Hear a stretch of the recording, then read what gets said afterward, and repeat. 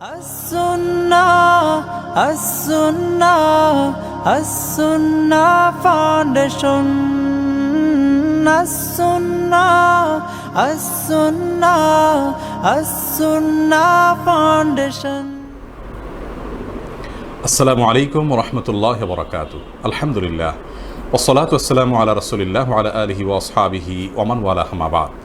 সুপ্রিয় দর্শক শ্রোতা ভাই বোন, দেশে এবং প্রবাসে যে যেখান থেকে আমাদের সঙ্গে আজকের এই সরাসরি প্রশ্নমূলক অনুষ্ঠানে যোগ দিয়েছেন, আপনাদের সকলকে আন্তরিক অভিনন্দন এবং মোবারকবাদ জানিয়ে শুরু করছি আমাদের আজকের পরিবেশনা। প্রিয় দর্শক, আমরা আজ মসজিদুত তাকওয়া সোসাইটি ধানমন্ডি থেকে আজকের এই লাইভ অনুষ্ঠানে আপনাদের সঙ্গে যোগ দিয়েছি এবং যথারীতি আজও ইনশাআল্লাহ বিদিল্লাহ আপনাদের করা জীবন ঘনিষ্ঠ প্রশ্নের উত্তর আমরা দেওয়ার চেষ্টা করব, যতটুকু সময় আল্লাহ রাব্বুল আলামিন আমাদেরকে তৌফিক দান করেন। আপনাদের যে কোনো জীবন ঘনিষ্ঠ জিজ্ঞাসা বাংলায় সংক্ষেপে লিখে এই পোস্টে মন্তব্যের ঘরে আপনারা লিখুন। আর দিন প্রচারের অংশ হিসাবে, কোরআন এবং সুন্নাহর প্রচারের অংশ হিসাবে এই লাইভকে শেয়ার করুন, ওয়াচ পার্টি করুন, অন্যদেরকে কোরআন এবং সুন্নাহ ভিত্তিক ইলম অর্জন করার সুযোগ করে দিন। এটি আমাদের জন্য অনেক বড় একটি সওয়াব অর্জনের মোক্ষম উপায়। আল্লাহ রাব্বুল আমাদের সকলকে সেই তৌফিক দান করুন। প্রিয় দর্শক, আজ আমরা শরঈ সমাধানের ৭৮তম পর্বে উপনীত হয়েছি। আলহামদুলিল্লাহ, আমরা ইনশাআল্লাহ আর কয়েকটি পর্বের পরেই ১০০তম পর্ব আল্লাহ চাহেন তো আমরা পর্বে উপনীত হব। আর আল্লাহ রাব্বুল আলামিনের তৌফিক ছাড়া এটা কখনো আমাদের জন্য সম্ভব হতো না। আপনাদের যে সমস্ত প্রশ্ন আমাদের কাছে ইতিমধ্যে চলে আসছে, আমরা সে সমস্ত প্রশ্নগুলোর উত্তর ইনশাআল্লাহ বিদিনিল্লাহ দেওয়ার চেষ্টা করব। এবং যথারীতি আপনাদেরকে আমরা বলছি, কেউ অন্যজনের প্রশ্ন উত্তর দেওয়ার চেষ্টা করবেন না। অনেকেই মন্তব্যের ঘরে রিপ্লাইয়ের জায়গায় আরেকজন প্রশ্নের উত্তর দিয়ে দিচ্ছেন। এই কাজগুলো যারা করছেন তাদেরকে আমরা পেজ থেকে ব্যান করছি। সেই সাথে আমাদের পোস্টে কারোর মন্তব্যের ঘরে রিপ্লাই করতে গিয়ে অযাচিতভাবে যদি কেউ কোনো রকম কোনো প্রকার লিঙ্ক শেয়ার করেন, কোনো গ্রুপে জয়েন করার জন্য, পেজে জয়েন করার জন্য ইত্যাদি ইত্যাদি, বা এগুলোর প্রচারণার জন্য যদি কেউ করেন, তাদেরকে আমরা সাথে সাথে পেজ থেকে ব্যান করে দিচ্ছি, কারণ এটি মানুষের বিরক্তির কারণ হতে পারে। অতএব এই কাজগুলো করা থেকে মেহরবানি করে আপনারা বিরত থাকবেন। আল্লাহ রাব্বুল আলামিন আমাদের সকলকে কল্যাণের পথে অগ্রগামী থাকার তৌফিক দান করুন। আমি ইতিমধ্যে যে সমস্ত প্রশ্ন দেখতে পাচ্ছি, তোমাদের জাহান রুমি আপনি জানতে চেয়েছেন, নামাজ পড়ার সময় মেয়েদের পা কি ঢাকতেই হবে? পা বের হলে কি সমস্যা আছে? দেখুন জাহান রেমি, বোন, আপনি যে প্রশ্ন করেছেন প্রশ্নের উত্তরে আমরা এর আগে বারবার বলেছি এবং আমাদের পক্ষ থেকে একটা অঙ্গীকার ছিল এ বিষয়ে স্বতন্ত্র ভিডিও ক্লিপ করার। এখন আমরা সুযোগ করতে পারিনি, আমাদের কাজের তালিকায় অন্তর্ভুক্ত আছে। ইনশাআল্লাহ আমরা যখন সিরিয়ালে আসবে, ইনশাআল্লাহ বিষয়ে আমরা স্বতন্ত্র ভিডিও ক্লিপের মাধ্যমে আপনাদেরকে জানাবো। তবে মৌলিকভাবে জানিয়ে রাখি যে বিষয়ে ওলামায়ে কেরামের দুটি মত রয়েছে প্রসিদ্ধ। এর একটি হলো যে পায়ের পাতা ঢাকতে হবে, কথা কেউ বলেন না। পায়ের উপরি অংশ যেটা, এটা ঢাকতে হবে, অর্থাৎ পায়ের পাতা বলতে পাতার উপরের অংশ, এটা ঢাকতে হবে। পাতা বলতে তলা ঢাকতে হবে না। তলা ঢাকার ব্যাপারে কারোরই কোনো বাধ্যতামূলক কেউ বলেন নেই, তবে পাতা ঢাকতে হবে, এটা অনেকেই বলেছেন। আবার আরেকটি মত হলো যে না, পায়ের গিরা পর্যন্ত ঢাকলেই হবে, পাতা না ঢাকলেও চলবে।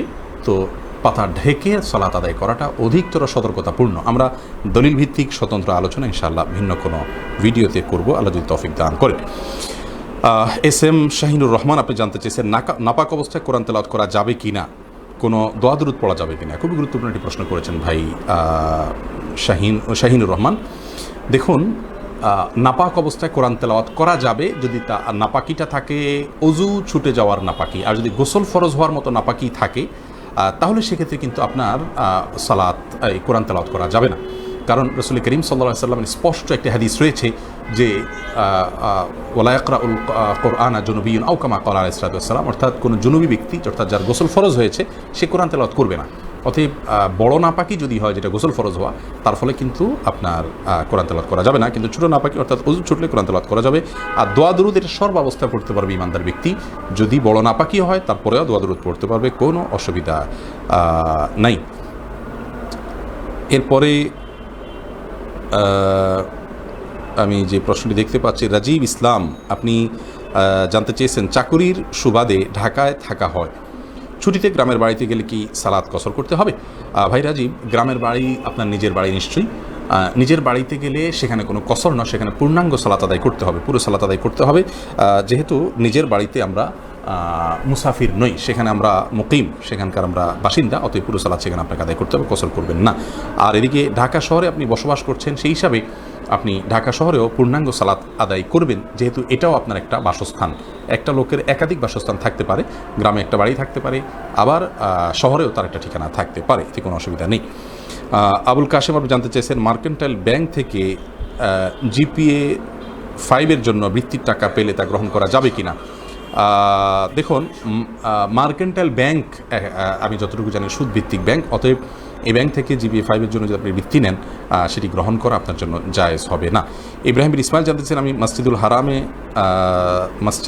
হারামে স্বপ্নে সালাত আদায় করছি, এর ব্যাখ্যা জানতে চাই।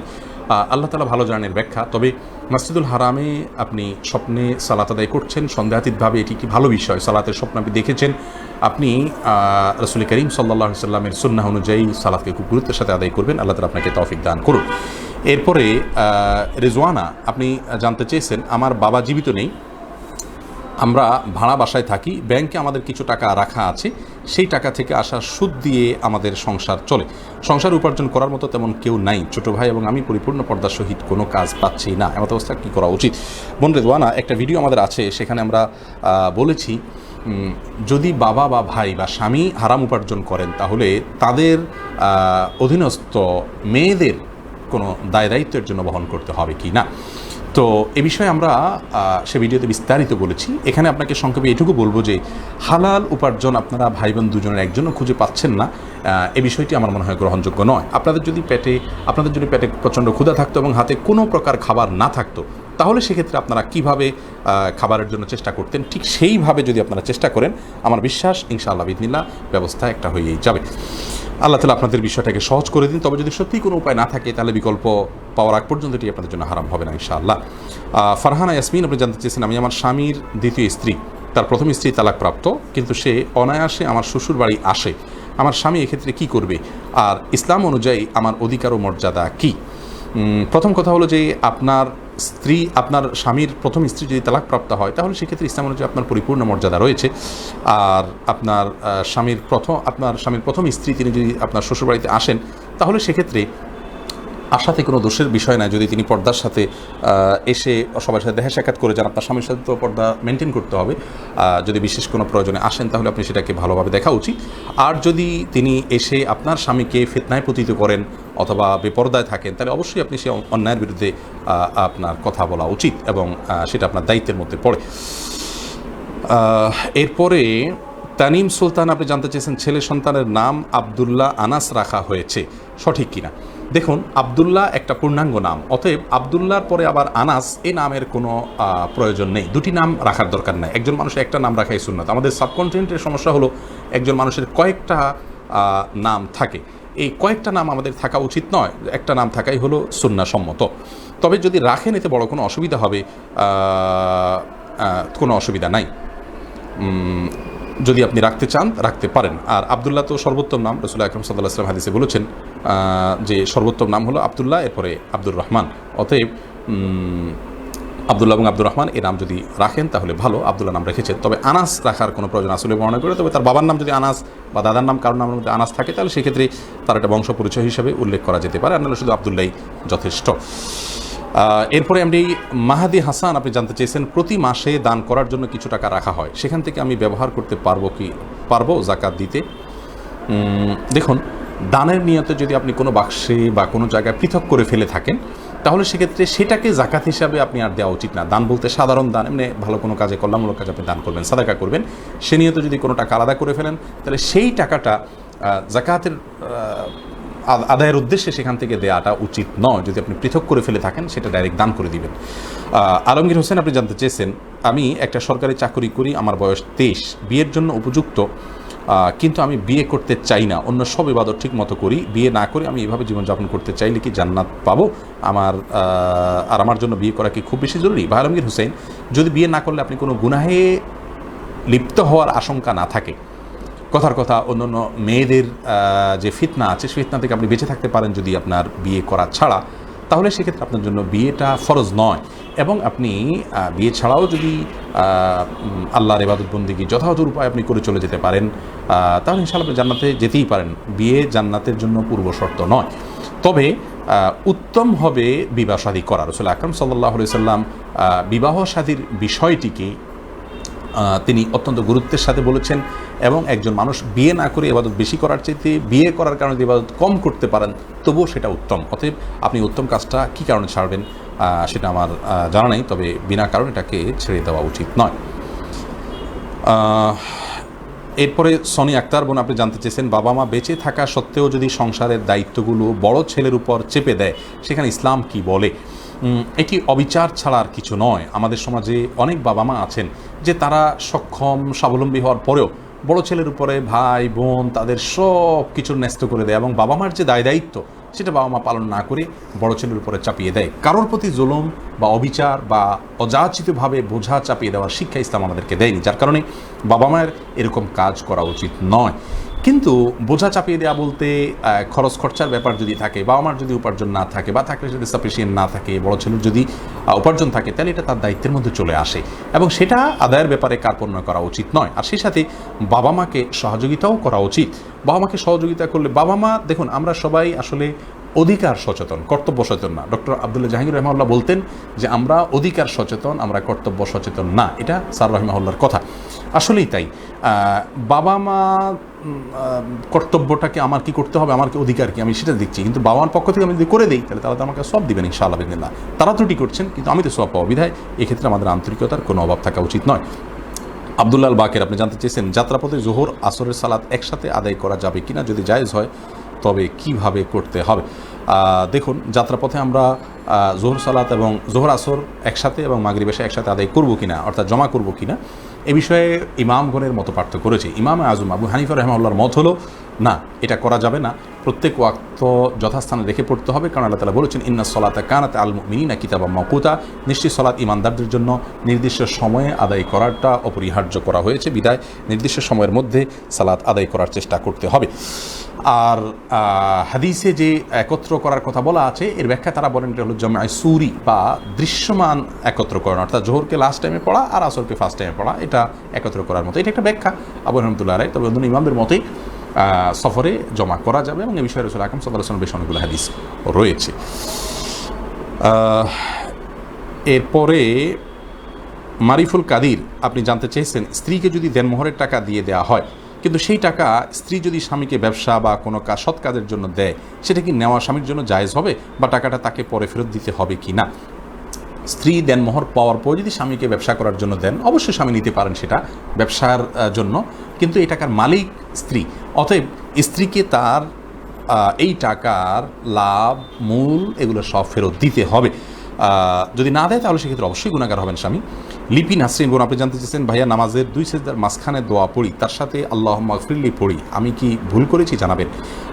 দেখুন, সলাতে 2 সেজদার মধ্যবর্তী যে দোয়া, এটা আল্লাহুম্মা গফিরলি ওয়ারহামনি ওয়াহদিনি ওয়াআফিনি ওয়ারফানি ওয়াজবুরনি ওয়ারযুকনি, পুরা দোয়াটা পড়বেন। যদি আপনি পুরা দোয়া না পারেন তাহলে যেটুকু পারেন, আল্লাহুম্মা গফিরলি শুধু এটুকু পারেন তাহলে এটুকু পড়বেন, কিন্তু বাকিটা আপনি মুখস্থ করে নেওয়ার চেষ্টা করবেন। অত্যন্ত অর্থবহ কয়েকটি দোয়া এখানে রয়েছে। আমিনুল ইসলাম আপনি জানতে চেয়েছেন, রমাদানে করোনা ভাইরাসের টিকা নেওয়া যাবে কি না? টিকা এটা যেহেতু ইনজেকশনের মতো, অতএব ইনজেকশনের যে বিধান আছে এই একই বিধান এখানে প্রযোজ্য হবে। আর বিশেষ করে আমি যতটুকু জানি এটা মাংসে দেওয়া হয়, গোশতে দেওয়া হয়, অতএব এটা নেওয়াতে কোনো অসুবিধা নেই, রোজা অবস্থায় আপনি এটা নিতে পারবেন। এরপরের প্রশ্ন সিয়াম আহমেদ আপনি জানতে চেয়েছেন, সরকারি জায়গায় মসজিদ করার বিধান কি? ভাই সিয়াম, এ বিষয়ে আমরা গত সপ্তাহে সম্ভবত লাইভের শুরুতে বলেছি, একটা প্রশ্নের উত্তরে বিস্তারিত, সেটা শুনে নেবেন। সেই লাইভটা এই ভিডিওতে আপনার এই পেজে আছে এবং আমাদের ইউটিউব চ্যানেলও রয়েছে, এবং এছাড়া স্বতন্ত্র ভিডিও আমাদের রয়েছে এই বিষয়ে। দেখুন, সরকারি জায়গায় মসজিদ বানানো জায়েজ নাই। সরকারি জায়গা দখল করে, খাস জায়গা দখল করে আপনার সেখানে মসজিদ নির্মাণ করা, বিশেষ করে স্থায়ী মসজিদ নির্মাণ করা, এটা জায়েজ নাই। মসজিদ হতে হলে, মসজিদের মর্যাদা পেতে হলে ওয়াকফ শর্ত, অর্থাৎ এটা একজন মালিক যিনি নিরঙ্কুশ এবং ফ্রেশ মালিকানা যারা আছে তিনি ওই জায়গাটাকে ওয়াকফ করেছেন এমন হইতে হবে। তা যদি না হয় তাহলে এটা মসজিদ হিসাবে মর্যাদা পাওয়ার উপযুক্ত হবে না। এরপরে হাসনা হক মিতু আপনি জানতে চেয়েছেন, অমুসলিম বা মাতাল ব্যক্তিকে দান করা যাবে কি না? অমুসলিম বা মাতাল ব্যক্তিকে অমুসলিম ব্যক্তিকে দান করতে কোনো অসুবিধা নেই, অমুসলিমকে অবশ্যই আপনি দান করতে পারবেন। রাসূল আকরাম সাল্লাল্লাহু আলাইহি ওয়াসাল্লামের জীবনে বহু অমুসলিমকে তিনি দান করেছেন, সাহায্য করেছেন, খাবার খাইয়েছেন, দাওয়াত খাইয়েছেন, তাদের বাসায় খেয়েছেন। অতএব তাদের সাথে আমাদের এই সদাচরণগুলো করতে আল্লাহ তাআলা নিষেধ করেন না। আল্লাহ তাআলা কোরআনে বলেছেন, লা ইয়ানহাকুমুল্লাহু আনিল লাযিনা লাম ইউকাতিলুকুম ফিদ-দীন ওয়া লাম ইউখরিজুকুম মিন দিয়ারিকুম আন তাবাররুহুম ওয়া তুকসিতু ইলাইহিম ইন্নাল্লাহা ইউহিব্বুল মুকসিতিন। নিশ্চয়ই আল্লাহ রাব্বুল আলামিন তোমাদেরকে বাধা দেন না অমুসলিমদের সাথে সদাচরণ করতে, যদি তারা তোমাদের উপরে যুদ্ধ চাপিয়ে না দেয়, তোমাদের দেশ থেকে বের করে না দেয়, তার মানে সাধারণ মুসলিমদের সাথে সদাচরণ করার জন্য আল্লাহ তাআলা আমাদেরকে নির্দেশ করছেন এবং বলছেন যে আল্লাহ তাআলা সদাচরণকারীদেরকে বরং ভালোবাসেন। অতএব সদাচরণ অংশ হিসেবে তাদেরকে দান করা যেতে পারে, কোনো অসুবিধা নেই। আর মাতাল ব্যক্তিকে দান না করে তার জন্য উপযোগী কাজে খরচ করতে হবে, যেহেতু টাকা বা পয়সা বা কিছু দান করলে তিনি নষ্ট করবেন। কোরআনে কারিমে আল্লাহ তাআলা বলেছেন, ওয়ালা তুতুস সুফাহা আমওয়ালাকুম, নির্বোধদেরকে তোমাদের সম্পদ তোমরা দিও না। অথবা আয়াতের আলোকে আমরা বুঝতে পারি যে মাতালদেরকে দান করা উচিত নয়। তাদেরকে মানে মাতাল না বলে আমরা বলি যে যারা মানসিকভাবে অসুস্থ তাদেরকে আমরা সাহায্য করব অন্যভাবে, অর্থাৎ তাদের ট্রিটমেন্টের জন্য, তাদেরকে খাবার কিনে দেওয়া, এই সমস্ত ক্ষেত্রে তাদেরকে আমরা সাহায্য করব ইনশাআল্লাহ। এরপরে অনিক হাসান আপনি এর দিকে জানতে চেয়েছেন, স্বামী যদি চরিত্রহীন হয় তাহলে স্ত্রী কি তালাক দিতে পারবে? দেখুন, স্বামী যদি চরিত্রহীন হন তাহলে স্ত্রী তার সঙ্গে থাকা না থাকার ব্যাপারে যদি তার ভালো না লাগে তাহলে তিনি আদালতের মাধ্যমে বা যথাযথ নিয়ম অনুযায়ী আদালতের মাধ্যমে তিনি বিচ্ছেদের আবেদন করতে পারেন, অর্থাৎ নৈতিকভাবে সে অধিকার তার থাকে। তিনি নিজে তালাক দিতে পারেন না, মেয়েরা আসলে তালাক দিতে পারে না। আল্লাহ তাআলা তালাকের দায় দায়িত্বটা পুরুষদের উপরে ন্যস্ত করেছেন। মেয়েরা তালাক গ্রহণ করতে পারে নিজের প্রতি অর্পিত তালাকের মাধ্যমে।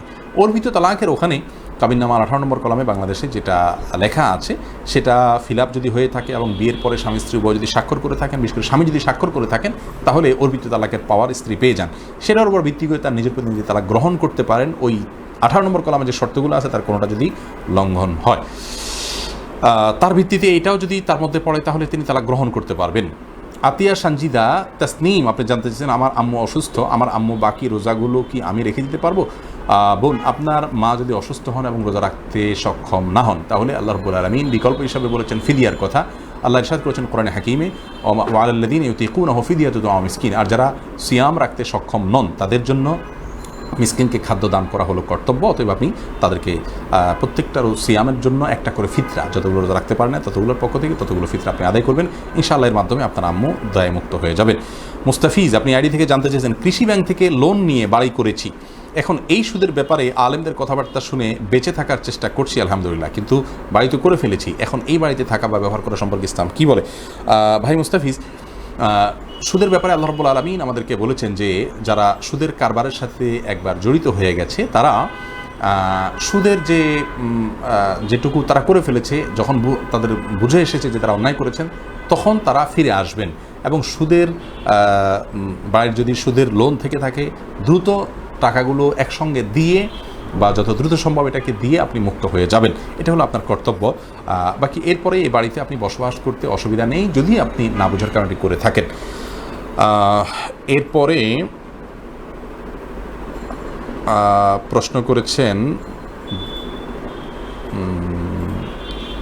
সুদভিত্তিক হাসিবুজ্জামান আপনি জানতে চান, সুদভিত্তিক পরিচালিত ব্যাংকসমূহে যে সকল শিক্ষাবৃত্তি প্রদান করে তা গ্রহণ করা যাবে কিনা? একটু আগে উত্তর দিয়েছি, গ্রহণ করা যাবে না। এম এ কারিম জানতে চেয়েছেন, আমার বাবা মৃত্যুবরণ করেন, তার নামাজের কাফফারা কি এতিমখানায় দেওয়া যাবে? ভাই করিম, প্রথম কথা হলো যে এতিমখানা বা গরিবদের যে ফান্ড আছে প্রত্যেকটা মাদ্রাসায় গোরাবা ফান্ড নামে, সেখানে আপনি এই জাতীয় অর্থ দিতে পারবেন। সালাতের কাফফারা হয় কি না এটি আরেকটি স্বতন্ত্র আলোচনার বিষয়। যদিও হানাফি মাযহাব অনুযায়ী সালাত না পড়তে পারলে তার জন্য কাফফারা দিতে হয়, কিন্তু অন্যান্য ইমামদের মতে সালাতের কোনো কাফফারা নাই, কারণ সালাত আসলে এমন একটা বিষয় যেটা কোনো বিকল্প নাই, দাঁড়িয়ে না পারলে বসে, বসে না পারলে শুয়ে, না হলে মনে মনে, আর এরপরে যদি না পারে তাহলে মাফ। আপনার বাবা যদি এত অসুস্থ হয়ে থাকেন যে তিনি সেন্সলেস ছিলেন, তার কোনো চেতনাই ছিল না, তাহলে সেক্ষেত্রে তার জন্য সালাতের বিধানই নেই, তিনি সালাতের বিধান তার জন্য নাই, তিনি সালাত না পড়লেও কোনো এর জন্য দায়ভার তাকে বহন করতে হবে না। এরপরে রওশন আলী আপনি জানতে চেয়েছেন, পাঠা এবং ষাঁড় দিয়ে প্রজনন ব্যবসা করার ব্যাপারে শরীয়ত কি বলে, জায়েজ হবে কি না?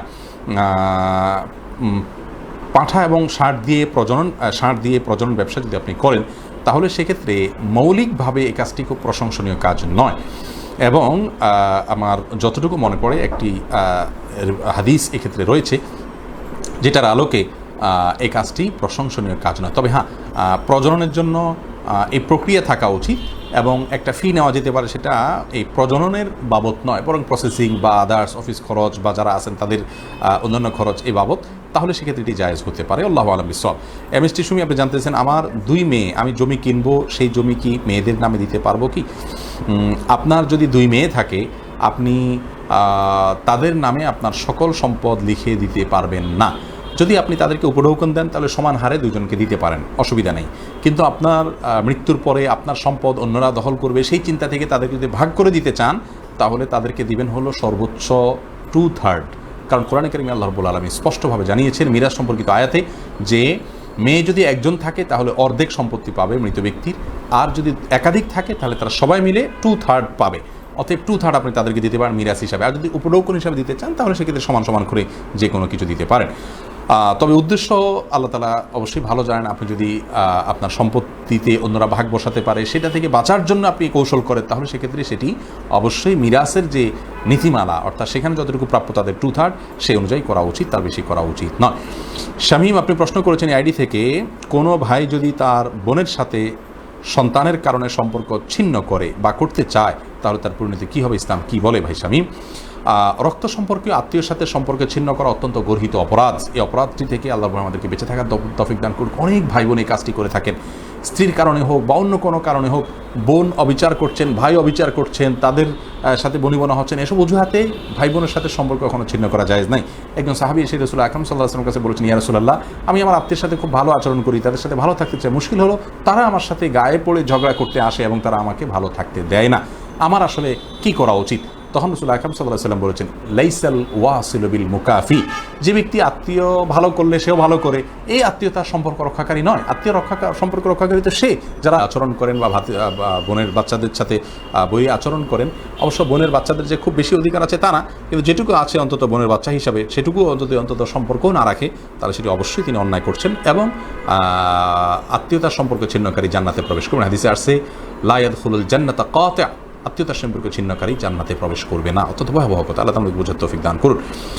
রূপম নাজিম আপনি জানতে চেয়েছেন, আপনি দোয়া করেছেন। হোসাইন আহমেদ ওসামা আপনি জানতে চেয়েছেন, মানবতাই আসল ধর্ম, এ ধরনের কথা বলা কি জায়েজ? ভাই হোসাইন, এই কথাগুলো নাস্তিকদের কথা, লালন ফকিরের কথা, বাউলদের কথা, এটা কোনো মুসলমানের কথা নয়। দুনিয়াতে যত শয়তানি কথা আছে, দুনিয়ার শয়তানি কথাগুলো যদি তালিকা করা হয়, এই কথাটা সবচেয়ে শীর্ষে যাবে। মানবতাই আসল ধর্ম, শয়তানি কথার মধ্যে সবচেয়ে শীর্ষে থাকবে এই কথাটা। কারণ হলো এর মানে বাকি ধর্ম আসলে ধর্ম না। এগুলো সবগুলো কিছু মানুষ নিজেদেরকে খুব মানবিক, তারা খুব মানবতাবাদী, এগুলো দেখাতে চায়। তাদের আসল রূপ আমরা বিভিন্ন সময় দেখেছি। আমরা শুনেছি যে বুদ্ধরা পশু পাখি খায় না, প্রাণী খায় না। কেন? একটা প্রাণীর কষ্ট হবে এই জন্য মাছ খায় না, মুরগি খায় না। কত ভালো মানুষ, তারা ঘাস লতা পাতা খেয়ে থাকে। কিন্তু আমরা পরে দেখলাম তারা মানুষ খায় এবং বারমাতে তাদের দুশ্চরিত্র আমরা দেখতে পেলাম। অতএব এই স্লোগানধারীরাও এরকম ন্যাক্কারজনক এবং নোংরা কাজ অনেক করে, যেগুলো চরমভাবে মানবতা বিরোধী। কোনো মুসলিম যখন বিপদে পড়ে তাদের ব্যাপারে তাদের মানবতা খুব একটা উতরাতে দেখা যায় না। আরও অনেক কথা এখানে আছে, সংক্ষিপ্ত পরিসরে এটুকু শুধু বললাম যে এটা একটা মুখরোচক স্লোগান, অন্তঃসার শূন্য। এরপরে আমি যে প্রশ্নটি দেখতে পাচ্ছি তা হলো আজমিন নাহার আপনি জানতে চেয়েছেন, ডিপিএস বা সঞ্চয়পত্রের টাকায় কি হজ করা যাবে? দেখুন, সঞ্চয়পত্র কিনেছেন টাকা দিয়ে, মূলধনের টাকাটা দিয়ে আপনি হজ করতে পারেন, সেটা হালাল। কিন্তু সঞ্চয়পত্রের যে বেনিফিট আসবে, সুদ, সেটা তো অবশ্যই গ্রহণ করা জায়েজ নয়। সেটা দিয়ে যদি আপনি হজ করেন, আপনার হজ গ্রহণ করা হবে না। রাসূল আকরাম সাল্লাল্লাহু আলাইহি ওয়াসাল্লাম বলেছেন, ইন্নাল্লাহা তাইয়্যিবুন ওয়া লা ইয়াকবালু ইল্লা তাইয়্যিবা, আল্লাহ তাআলা পবিত্র, অতএব পবিত্রটা ছাড়া তিনি গ্রহণ করেন না। বিধায় হারাম টাকা দিয়ে হজ করলে আল্লাহ সেটা গ্রহণ করবেন না। তাসির আলী আপনি জানতে চেয়েছেন, কোনো ব্যক্তি যদি হাসপাতালে ভর্তি থাকে তাহলে সে কিভাবে ওযু নামাজ পড়বে? খুবই গুরুত্বপূর্ণ এবং ইম্পর্টেন্ট প্রশ্ন। দেখুন, হাসপাতালে যখন থাকবেন তখন তার হাতে যদি সুই থাকে তাহলে সে অবস্থায় তিনি ওযু করবেন, ওই জায়গাটা তিনি মাসাহ করবেন, শুধুমাত্র ভিজা হাত দিয়ে মাসাহ করে নেবেন। আর সুই থাকলে ওখানে যে কস্টেপটা থাকে ওইটার উপর পানি দেওয়া যায়, পানি ভেতরে যায় না, অতএব পানি দিয়ে দিলেও চলবে, ওইটা উঠানোর প্রয়োজন নাই। আর যদি পানির ঢোকার আশঙ্কা করেন বা ক্ষতির আশঙ্কা করেন তাহলে সেক্ষেত্রে ওইটার মাসাজ করবেন, আর বাকি যেগুলো আছে আশেপাশে সেগুলোতে একটু করে পানি ধুয়ে ওযু করবেন। আর যদি ওযু করাটা তার জন্য অসুবিধা হয়, এরকম কোনো অসুবিধা হয়, যেমন কথা হাত ভাঙা, তাহলে অন্যান্য অঙ্গ যদি কেউ ধুয়ে দিতে পারেন ভালো, এটার মাসাজ করবেন। আর যদি এরকম কোনো লোক না থাকে হেল্প করার মতো তাকে, এবং তার মুভমেন্ট কঠিন হয়, তাহলে মাটির একটা চাক রাখবেন সাথে, ওইটা হাতে ঘষে এরপরে হাতকে ঝাড়া দিয়ে তিনি তায়াম্মুম করে নেবেন, ব্যাস তার তায়াম্মুম করে নিলেই ইনশাআল্লাহ তার সালাত হয়ে যাবে। এরপরে সুজাত হোসেন আপনি জানতে চেয়েছেন খাবার সময় সালাম দেওয়া যাবে কি না। ভাই সুজাত, খাবার সময় সালাম দেওয়াতে কোনো অসুবিধা নেই, খাবারের সময় সালাম দেওয়া যেতে পারে, সালামের উত্তরও দেওয়া যেতে পারে। খাবারের সময় আমরা সাধারণ যে কথাবার্তাগুলো বলি সেগুলো যেরকম জায়েজ, সালাম দেওয়া একইভাবে জায়েজ রয়েছে, কোনো অসুবিধা নেই। অনেকে মনে করে বা বলে আমাদের দেশে খাওয়া আর নামাজ পড়া সমান, তার মানে নামাজের সময় যেরকম সালাম কালাম চলে না, অতএব খাবার সময় সালাম কালাম চলবে না। এটা আমাদের নিজেদের বানানো হাদিস কোন হাদিস এরকম কোনো কথা বলা হয় নাই, বরং খাবার খাওয়া অবস্থায় টুকটাক কথাও যেরকম বলা যায় সালামও দেওয়া যায় আছে। অতএব খাওয়া আর নামাজ পড়া সমান এই কথা একেবারেই অনর্থক কথা এবং ভুল কথা। বোন নুসরাত জাহান আপনি জানতে চেয়েছেন মানুষকে জিনে ধরে কথাটির সত্যতা কী এবং করণীয় কী। জিনে ধরে এটা মহাসত্য একটি কথা, কিন্তু আজকে সায়েন্স বা বিজ্ঞান অস্বীকার করে জিনের অস্তিত্বকে। আমরা জানি তারা জিনের অস্তিত্ব স্বীকার করে না। মজার বিষয় হলো যে এই একটা বিষয়ে আমার মনে হয় আল্লাহ রাব্বুল আলামিনের প্রতি ঈমান আনয়ন করার জন্য যথেষ্ট। কারণ জিনের অস্তিত্ব যে আছে, এটা যার বাসা বাড়িতে জিনে হানা দিয়েছে, যার বাসায় জিনের রোগী ছিল, তিনি দিনের আলোর মতো পরিষ্কার হয়ে গেছেন, তার কাছে বিষয়টা মোটেও অস্পষ্ট নয়। তাহলে বিজ্ঞান যে সকল সত্য আবিষ্কার করতে পারেনি, কোরআন যা উল্লেখ করেছে সেটা যে মহাসত্য, এটা বোঝার জন্য আমার মনে হয় আল্লাহর প্রতি ঈমান আনার জন্য এই একটা পয়েন্টই আমার মনে হয় যথেষ্ট। আমি ব্যক্তিগতভাবে জানি যে জিনের উপদ্রব কী জিনিস, কত ভয়াবহ হয়ে থাকে, আমার পরিচিত জনদের মধ্যে দেখেছি। এটাকে কোনো বিজ্ঞান ব্যাখ্যা করতে পারবে না। মানসিক রোগের কথা বলবেন, এমন সমস্যা যেগুলো সবাই দেখে, সবাই মানসিক রোগী, আপনি বলতে পারবেন না। আপনি বাহির থেকে আসছেন, আপনিও দেখতে পাবেন যে জিনের কর্মকাণ্ড কীভাবে হয়ে থাকে। অতএব এই বিষয়গুলোকে একটা মানে গাছের পাতলা একটা ডালের উপর একজন মানুষ উঠে বসে আছে, বিজ্ঞানে কি ব্যাখ্যা করবে, এটাকে কি দিয়ে ব্যাখ্যা করবে, আবার তাকে নিচে ছেড়ে দিয়ে যাচ্ছে। জিনে যখন উপদ্রব করে এরকম ঘটনাও ঘটে চোখের সামনে, হাজার হাজার লক্ষ লক্ষ মানুষ দেখে, সবার চোখে সমস্যা থাকার কথা না, সবার মানসিক রোগ থাকার কথা না। অতএব জিনের অস্তিত্বকে অস্বীকার করলে ঈমান থাকবে না। সূরা জিন সহ কোরআনে কারিমে একাধিক যে আল্লাহ তাআলা জিনের অস্তিত্বের কথা বলেছেন। অনেকে অতি আধুনিক হতে গিয়ে, বিজ্ঞানের প্রতি অতি ভক্তি দেখাতে গিয়ে তারা জিনের অস্তিত্বকে অস্বীকার করেন। হ্যাঁ, ভূত প্রেত বলতে আমাদের সমাজ যেগুলো প্রচলিত আছে, অনেক মুখরোচক গল্প আছে, সেগুলোর কোনো অথেন্টিকেশন ইসলামেও নাই। এরপরে যে প্রশ্ন দেখতে পাচ্ছি মেহরাব হোসেন আপনি জানতে চেয়েছেন কোনো প্রতিষ্ঠান যদি ভালো খারাপ উভয় সেবা চালু রাখে তবে কি ভালো সেবাটা গ্রহণ করা যাবে? অবশ্যই ভালো খারাপ দোনো সেবা যদি থাকে তাহলে সেক্ষেত্রে আপনি ভালো সেবা গ্রহণ করতে কোনো প্রকার অসুবিধা নেই, আপনি ভালো সেবাটা গ্রহণ করতেই পারেন। এমন কোনো কথা নেই যে খারাপ সেবা থাকার কারণে তাদের আর কোনো ভালো সেবা আপনি নিতে পারবেন না। যেটা হালাল বা ভালো সেটা আপনি গ্রহণ করতে পারবেন। জেসমিন আনসারি আপনি জানতেছেন হায়েজ অবস্থায় দুরূদ পড়তে পারবো কিনা। মাসিক অবস্থায় অবশ্যই দুরূদ পড়া যাবে এবং কোনো অসুবিধা নেই। যত প্রকার দোয়া আছে সব পড়তে পারবেন, দুরূদ পড়তে পারবেন, আল্লাহর জিকির করতে পারবেন, এগুলোতে কোনো প্রকার বিধি নিষেধ নেই, আপনি এটা করতে পারবেন। এরপরে মাহবুব আলম আপনি জানতে চেয়েছেন আমি অসুস্থ ছিলাম 7-8 দিন নামাজ পড়তে পারি না, এখন কি করব? ধন্যবাদ স্যার। ধারাবাহিকভাবে ভাই মাহবুব আপনি সালাতগুলোকে আপনি আদায় করে দিবেন। এমডি আব্দুল লতিফ জানতে চেয়েছেন অন্য একজনের বউকে পালিয়ে বিয়ে করার ব্যাপারে ইসলাম কি বলে। এই বিষয়ে আমাদের ভিডিও আছে চ্যানেলে, একদিন বা 2-3 দিন আগে পোস্ট করা হয়েছে, সেটা দেখে নেন, বিস্তারিত সেখানে পাবেন। ফারহানা রহমান আপনি জানতেছেন ইমান বৃদ্ধি করে এমন কিছু বইয়ের নাম বলুন।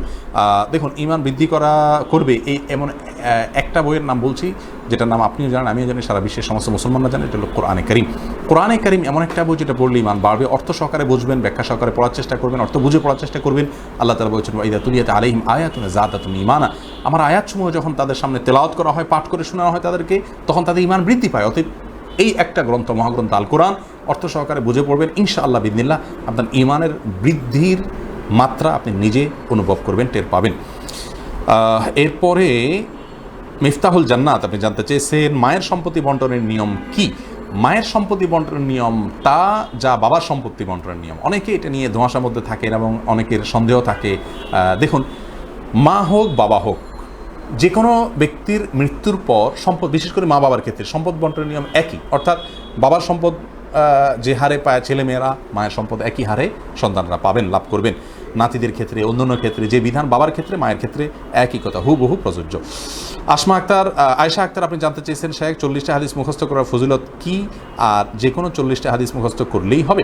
জি, 40টা হাদিস মুখস্থ করা থাকা খুবই ভালো। এবং যে কোনো 40 হাদিস, বিশেষ কোনো 40 হাদিস, তবে ইমাম নবী রাহিমাহুল্লাহর নির্বাচিত 40টি হাদিস খুব বেশি অর্থবহ, সব ধরনের হাদিসকে তিনি বাছাই করে ঈমান, আকীদা এবং বিভিন্ন বিষয় নিয়ে করেছেন, সেগুলো আমাদের জীবনের জন্য অর্থবহ এবং গুরুত্বপূর্ণ। তবে যে কোনো হাদিস মুখস্থ করলেই হবে, হাদিস মুখস্থ করার ফজিলত যে কোনো হাদিসের জন্যই প্রযোজ্য। আর এইভাবে জানতেছেন ঘুমানোর আগে বিতির পড়ে ঘুমালে শেষ সাথে ঘুম ভাঙতে তাহাজ্জুদ পড়া যাবে কিনা? যাবে। বিতির পড়ার পরে, সন্ধ্যা রাত্রে বিতির পড়ার পরে শেষ সাথে তাহাজ্জুদ পড়া যাবে, বিতির আবার পড়ার দরকার নেই। হাদিসে রাসূল আকরাম সাল্লাল্লাহু আলাইহি সাল্লাম যদিও বলেছেন এই যে আলু আখিরা সালাতিকুম বিল্লাইল, তোমাদের এই যে আলু আখিরা সালাতিকুম বিল্লাইলি ভিতরা আও কামা ক্বাল, অর্থাৎ বিতিরকে তোমাদের রাতের শেষ নামাজ হিসেবে রাখবে, এটা নবী সাল্লাল্লাহু আলাইহি সাল্লাম বলেছেন। অতএব চেষ্টা করা উচিত শেষ রাতে নামাজ পড়া। কিন্তু কেউ শেষ রাতে উঠতে পারবেন কিনা, সেই সন্ধ্যার কারণে আগে পড়ে থাকেন, কিন্তু আল্লাহ তাআলা উঠার তৌফিক দিয়েছেন, এখন তিনি তাহাজ্জুদ পড়তে পারবেন, কারণ নবী সাল্লাল্লাহু আলাইহি সাল্লাম থেকে হুবহু এরকম আমল প্রমাণিত রয়েছে। আসিফ ইকবাল, আপনি জানতে চেয়েছেন নামাজের পর তালিমের জন্য মসজিদে বসা কি জায়েজ আছে? কোনো অসুবিধা নেই। নামাজের পরে কোনো ভালো বই থেকে, বিশুদ্ধ বই থেকে, সুন্দর কোনো শুদ্ধ অর্থবহ ভালো কোরআন সুন্নাহ ভিত্তিক কোনো তালিম যদি হয়, ভালো কোনো তালিম যদি হয়, কোনো অসুবিধা নেই, সে তালিমে বসাতে কোনো প্রকার সমস্যা নেই। লুৎফুর রহমান জানতে চেয়েছেন ফুটপাত দিয়ে সাইকেল চালানো যাবে কিনা, চালালে গুনাহ হবে কিনা? চালালে গুনাহ হবে ভাই। লুৎফুর রহমান, ফুটপাত দিয়ে সাইকেল চালালে গুনাহ হবে, কারণ ফুটপাত মানুষের চলাচলের জায়গা, মানুষের চলাচলের জায়গায় বাহন চালানো যাবে না, এতে মানুষের কষ্ট হয়, ক্ষতি হয়। মানুষের কষ্ট হয় সেরকম কোনো কাজ করা যাবে না, এবং এটা প্রচলিত আইন বিরোধী। প্রচলিত আইনের যে অংশটা মানুষের কল্যাণার্থে দেওয়া এবং যে আইনটা কোরআন সুন্নাহ বিরোধী নয়, সে আইনটা আমাদেরকে মানতে হবে, বিশেষ করে আমাদের কল্যাণার্থে যখন হয়। আমরা যখন ফুটপাত দিয়ে সাইকেল চালাবো, নিশ্চয়ই কত মানুষের সাথে গুতা লাগবে, কত মানুষের গতি আপনার থামিয়ে দিতে হবে। মানুষের ক্ষতি করে আমাদের চলাচল করার অধিকার নেই, বিধায় এটা জায়েজ নাই। রাকিম হাসান, আপনি জানতে চেয়েছেন ইস্তেখারা করে কাউকে বিয়ে করা ইতিবাচক দেখেও ওই পাত্র বা পাত্রী রাজি না হলে করণীয় কি? আপনি ইস্তেখারায় ইতিবাচক দেখছেন, পাত্র বা পাত্রী রাজি না থাকলে তো আপনার কিছু করার নাই, সেক্ষেত্রে আপনি বিকল্প করবেন। ইস্তেখারায় করার পর আপনার ওইদিকে মন আগাইছে, এখন পাত্র না রাজি থাকলেও জোর করে করবেন এমন কোনো কথা নাই যে আমি ইস্তেখারা আমার ইতিবাচক আসছে, এখন তুমি কেন না করবো। আপনার ইস্তেখারাটা আপনার জন্য, আপনার ইস্তেখারার যে রেজাল্ট সেটা আরেকজন মানতে বাধ্য নন। ইয়াসিন আরাফাত, আপনি জানতে চেয়েছেন যদি কোম্পানির কাজের প্রেসারে রোজা না রাখা যায় তাহলে করণীয় কি? কোম্পানির কাজের প্রেসারে যদি রোজা রাখা না যায় তাহলে কোম্পানির কাজ ছেড়ে দিবেন, কথা একেবারেই পরিষ্কার। কোম্পানির কাজের প্রেসারে রোজা রাখা না গেলে, সিয়াম রাখা না গেলে সেই কোম্পানির কাজ ছেড়ে দিবেন। এমন কোম্পানির কাজ করা জায়েজ নাই যে কোম্পানির কাজ করতে গেলে আমরা আমাদের ফরজ বিধান আদায় করতে পারবো না। ভাই আমার, অনেকেই এই জায়গায় সিদ্ধান্ত নিতে ভুল করে বসেন এবং তিনি মনে করেন আমি অপারগ এবং মনে করেন যে আমি তো পারছি না। আপনাকে আল্লাহ রাব্বুল আলামিন বেঁচে থাকার জন্য যে কোনো একটা মাধ্যম গ্রহণ করতে বলেছেন, আপনার এই চাকরিটাই করতে হবে এমন কোনো কথা নাই। হ্যাঁ, আপনার লাক্সারিয়াস লাইফ লিড করার জন্য হয়তো এই চাকরিটা আপনার জন্য গুরুত্বপূর্ণ, অন্য চাকরি করলে হয়তো এতটা আপনি উন্নত থাকতে পারবেন না, কিন্তু তাই বলে আপনার যে অসুবিধাই হয়ে যাবে এমন কোনো কথা নেই। ইয়াসিন আরাফাত, আপনি জানতে চাইছেন যদি কোম্পানির কাজে প্রেশার, আচ্ছা এরপরে প্রশ্ন উত্তর দিয়েছি আসাদুজ্জামান আজাদ, আপনি জানতে চাইছেন ব্যাংকগুলোতে হজের যে প্যাকেজগুলো আছে সেগুলো গ্রহণ করা যাবে কি না। প্যাকেজগুলোর বিস্তারিত বিবরণী আমার জানা নেই কি আছে কি না আছে, তবে মৌলিকভাবে আপনি হজের উদ্দেশ্যে কোথাও সঞ্চয় করলে সেটি নিষিদ্ধ নয়। বিশেষ করে ইসলামী ব্যাংকগুলোতে তো আরও নিষিদ্ধ না হওয়ার কথা, তাদের যে পলিসি থাকার কথা, তাও বিস্তারিত আমি জানি না, বিধায়টা আমি বললাম না, এটার উত্তরটা আমি দিলাম না। এরপরে ফাইসাল আহমেদ সাদি, আপনি জানতে চেয়েছেন মানুষ মৃত্যুর পর অঙ্গ প্রত্যঙ্গ দান করে যায়, এ বিষয়ে জানতে চাই। এটা যদি ট্র্যাডিশনের অংশ হিসাবে দেয় যে আমার কবর তো সব পচে গলে যাবে, কী লাভ আর এগুলো আমি দিয়ে যাই, তাহলে এটা জায়েজ নাই। কারণ হলো এটা মানব দেহের অপমান। হ্যাঁ, যদি বিশেষ কোনো ব্যক্তির প্রয়োজন হয় তাহলে সেক্ষেত্রে অমুকের জন্য আমার এটা আমি দিয়ে গেলাম, সেটা হতে পারে, কিন্তু এটা ট্র্যাডিশন বানানো আল্লাহ রাব্বুল আলামিনের প্রতি, আলমে বারজাখের প্রতি ঈমানের পরিপন্থী কাজ।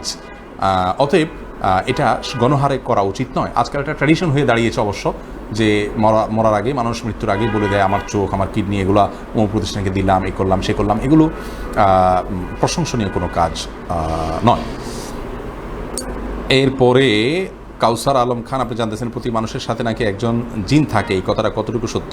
প্রতিটি মানুষের সাথে একজন করে জিন থাকে, অর্থাৎ শয়তান থাকে, দুষ্ট জিন, এটা সত্য, হাদিসে রয়েছে। রাসূল আকরাম সাল্লাল্লাহু আলাইহি ওয়াসাল্লামকে জিজ্ঞাসা করেছে আপনার সাথেও আছে কিনা, তিনি বলছেন হ্যাঁ আমার সাথেও আছে, তবে আমি নিরাপদে আল্লাহ তাআলার রহমতে। এরপরে জাহারা জান্নাত, আপনি জানাচ্ছেন আল্লাহ হাসিবনি হিসাবে ইয়াসিরা, এ দোয়া রুকু সিজদা পড়া যাবে কিনা? সিজদায় যে কোনো দোয়া আপনি পড়তে পারবেন, রুকুতে না। আশরাফুল আমিন, আপনি জানতে চেয়েছেন পিতামাতা দুজন ঝগড়া করলে সন্তানের করণীয় কি? পিতামাতা ঝগড়া করলে সন্তানের করণীয় হলো পিতামাতাকে সৌন্দর্যের সাথে, তাদের প্রতি আদব লিহাজ রেখে, আবেগের জায়গা দিয়ে তাদেরকে বোঝানোর এবং নিবৃত করার। যদি সেটা না পারে তাহলে অন্য কোনো ব্যক্তিকে থার্ড পার্সন কারোর মাধ্যমে তাদেরকে বোঝানোর চেষ্টা করতে হবে। যদি সেটাও করা না যায় তাহলে ব্যবহার খারাপ করে বাবা মার প্রতি দুরাচরণ করে কোনো কিছু করার কোনো এখতিয়ার সন্তানের নাই। তাদের অন্যায়ের দায়ভার তারা বহন করবেন, তার জন্য সন্তানকে আইন হাতে তুলে নেওয়ার কোনো সুযোগ ইসলাম দেয় নাই। সম্মানিত দর্শক শ্রোতা মণ্ডলী, আমরা আজকের লাইভটি বিশেষ কারণে এখনই শেষ করতে হবে, কারণ আপনারা জানেন ধানমন্ডি তাকওয়া মসজিদে একটা অনুষ্ঠান চলছে এবং সেই অনুষ্ঠানে পুরস্কার বিতরণের অনুষ্ঠান পর্যন্ত আমরা লাইভ করার সুযোগ পেয়েছি। তাছাড়া আমি কথা বলেছি তাকওয়া মসজিদে লাইভের শুরু করার ঠিক আগ মুহূর্তে, সেখানে আধা ঘন্টারও বেশি কথা বলেছি, এখনও আধা ঘন্টারও বেশি কথা হয়ে গেছে প্রায়। সব মিলিয়ে আমি ক্লান্ত। 1 ঘন্টা টানা কথা বলা আমার জন্য কষ্টের। আপনারা জানেন যে করোনা পরবর্তী সময়ে পরিশ্রম করা বা কথা বলা আমার জন্য অনেক বেশি কষ্টের, ডক্টর নিষেধ করেছেন। যার কারণে আজ আমরা এখানে শেষ করছি এবং আমরা খুবই দুঃখ প্রকাশ করছি যে আজ আপনাদের সঙ্গে 1 ঘন্টা থাকতে পারছি না। অসুস্থতাজনিত কারণে টানা কথা বলেছি, আমি ক্লান্তিও বোধ করছি আর কথা বলতেও খুব বেশি স্বস্তি বোধ করছি না। আবার এদিকে অনুষ্ঠানে পুরস্কার বিতরণে অংশগ্রহণ করা, সেখানে কোনো কথা বলার কাজ নয়, শুধু অংশগ্রহণ করার কাজ রয়েছে। সেজন্য আজকে আমি আপনাদের কাছ থেকে ক্ষমা চেয়ে নিচ্ছি যে অল্প সময় আপনাদের সঙ্গে দিলাম। ইনশাআল্লাহ আগামী সপ্তাহের লাইভে যদি আল্লাহ তাআলা বাঁচিয়ে রাখেন, আমি চেষ্টা করব কিছুটা হলেও সেটা পুষিয়ে দেওয়ার। আল্লাহ তাআলা আমাদের সকলকে তৌফিক দান করুন।